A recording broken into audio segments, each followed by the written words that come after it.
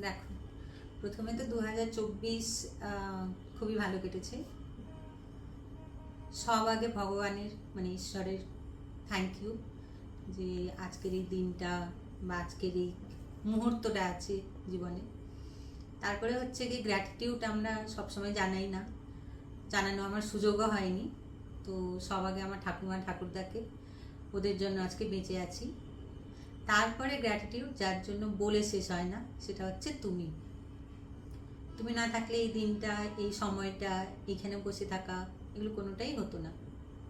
জীবনে অনেক কিছু আসে, সবাই সিজনের মতো করে আসে, আবার চলে যায়, ঝরা পাতার মতো করে পড়ে যায়, ঝরে যায়। কিন্তু তুমি একজন যে রুটের মতো করে, মূলের মতো করে থেকে গেছে। গ্র্যাটিটিউড তো অনেককেই জানানো আছে, মামা মামি, ছোট মামা মামি, তারপরে তোমার দিদি কমলা দি, যমুনা দি, তারপরে কোয়েলি দি, তারপরে অনেককে, এরকম অনেককে জানানো আছে। হ্যাঁ, আরেকজনকে জানানো আছে, সেটা হচ্ছে সায়ন, আর সায়নের মাকে।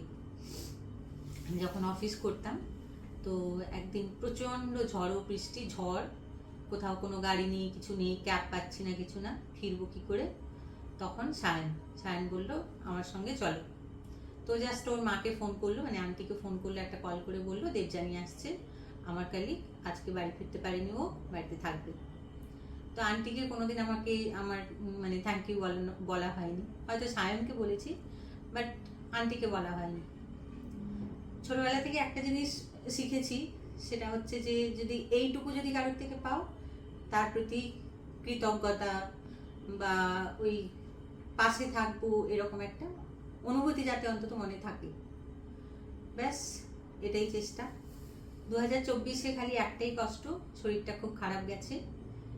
আগামী বছরে যেন 25-এ যেন শরীর ভালো থাকে, বাকি সব ভালো আছে। গ্রেটফুল ভগবানের প্রতি, তোমার প্রতি। টাটা।